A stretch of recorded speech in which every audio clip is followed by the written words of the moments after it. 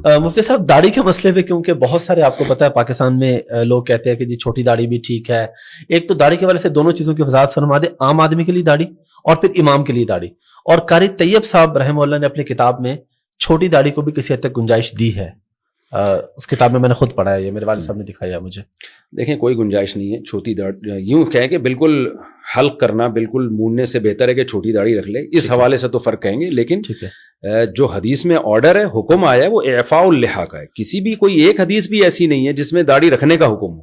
ٹھیک ہے, ہر حدیث میں اعفاء. ٹھیک ہے, اعفاء کا مطلب ہے اپنے حال پہ چھوڑ دو. ٹھیک ہے. تو اگر کوئی اہل حدیث کے قول کو لیتا ہے نا کہ ایک مٹھی تک بھی نہیں کاٹ سکتے, جی جی, اس کے پاس تو دلیل موجود ہے. بہت سے اہل حدیث ہم نے دیکھے بہت بڑی بڑی داڑیاں ہوتی ہیں, اس کی تو پھر بھی کوئی دلیل ہے.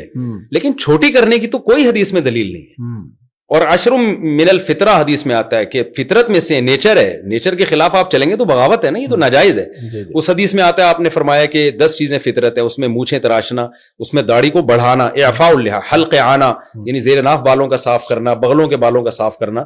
تو کیا یہ ساری چیزیں سنت ہیں اگر آپ چھوڑ دیں بغل کے بال؟ کلچر کا حصے, کلچر کی وجہ سے نبی نے حکم دیا. تو جس حدیث میں ناخن کاٹنے کا حکم ہے, آپ ناخن بڑھانا حرام ہے, آپ کی نماز نہیں ہوتی, اسی حدیث میں داڑھی بڑھانے کا بھی حکم ہے, اسی حدیث میں بغلیں صاف کرنے کا بھی حکم ہے.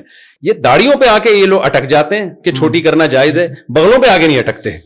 اس سے پتہ چلتا ہے کہ آپ نے دیکھیں اس میں کچھ تو صحیح علماء, نیک علماء, جو میں نہیں کہہ رہا کہ ان کی نیت خراب ہے, لیکن ان کے پاس دلیل نہیں ہے. ٹھیک ہے, ہمارے پاس اجماع امت دلیل ہے, صدیوں سے چلا. امام شافعی کا ایک قول ملتا ہے ضعیف قول کے چھوٹی کرنا صغیرہ گناہ ہے, لیکن صغیرہ بھی جب ہے جب کوئی ایک دفعہ چھوٹی کرے, چھوٹی رکھتا ہے تو صغیرہ اسرار سے کبیرہ بن جاتا ہے.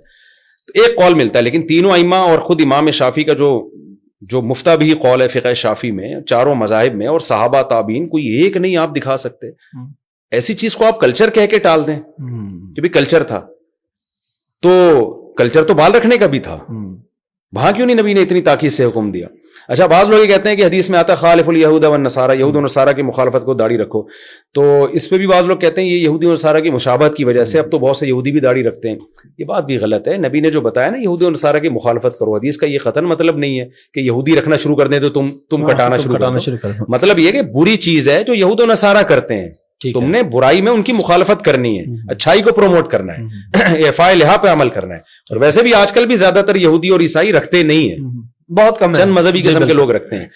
میں نے الحمدللہ پرانی آسمانی کتابوں کا بھی طلب علمی کے دور میں مطالعہ کیا ہے. تورات میں ابھی بھی یہ لکھا ہوا ہے کہ اللہ نے کوہ طور پہ موسیٰ کو بلا کے کہا کہ اپنی قوم کو کہہ دیں کہ داڑیاں بڑھائے. آج تک یہودی اس پر عمل کر رہے ہیں. میں لوگوں سے کہتا ہوں ہمارے لبرل مذہبی اسکالر زمانے سے متاثر ہو گئے, یہودیوں کے اسکالر متاثر نہیں ہوئے, انہوں نے داڑھی نہیں چھوڑی اب تک, اور ہمیں پتہ نہیں کیا مسئلہ ہے. تو بھائی آپ نہ رکھیں, آپ کہیں میں گناہگار ہوں, میں پیغمبر کے آرڈر پہ عمل نہیں کر رہا, آپ شریعت کے حکم کو چینج کیوں کر رہے ہیں؟ تو 150-200 سال پہلے علامہ شامی ابن عابدین جو فقہ حنفی کے بڑے مستند ایک مفتی سمجھے جاتے ہیں, جن کو بہت آدھی دنیا نے ان کو فالو کیا ہے, ان کے یہ الفاظ ہیں کہ داڑھی ایک مٹھی سے کم کرنا یا بالکل منڈا دینا, کما یفعلہ بعض المغاربۃ والمخنثۃ من الرجال فلم یبحہ احد.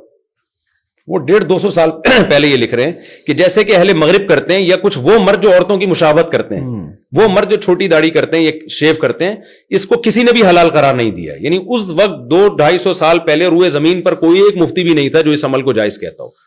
اجماع امت خود ایک مضبوط دلیل ہے. حدیث میں آتا ہے میری امت گمراہی پہ جمع نہیں ہو سکتی. تو میں نے ابن عابدین رحمہ اللہ کا قول دلیل کے طور پہ پیش نہیں کیا, میں نے ان کی نیوز کے طور پہ پیش کیا. اس وقت روئے زمین پر کوئی بھی, حدیث میں آتا ہے امت گمراہی پہ جمع نہیں ہو سکتی, تو کیسے جمع ہو گئی اتنی بڑی امت؟ تو ہم اصل میں کلچر سے متاثر ہوئے ہیں. اب بجائے کلچر کو چینج کرنے کے ہم خود چینج ہو رہے ہیں. تو اسلام کو بھائی چھوڑ دو, آپ نے نہیں رکھنی آپ نہ رکھیں, اسلام کو نہ. بہت سارے کام وہ بھی تو آپ نہیں کر رہے نا اسلام. نماز تو فرض ہے, وہ تو ارکان کا نام ہے, وہ تو اب اگر کوئی نہیں امام, یعنی اگر چھوٹی داڑھی والا, ہاں اب رہا مسئلہ امام کا, نماز تو ہر فاسق کے پیچھے بھی ہو جاتی ہے, لیکن یہ کہ امام ظاہر ہے ایسا ہونا چاہیے نا جو شریعت کو خود تو فالو کرتا ہو نا.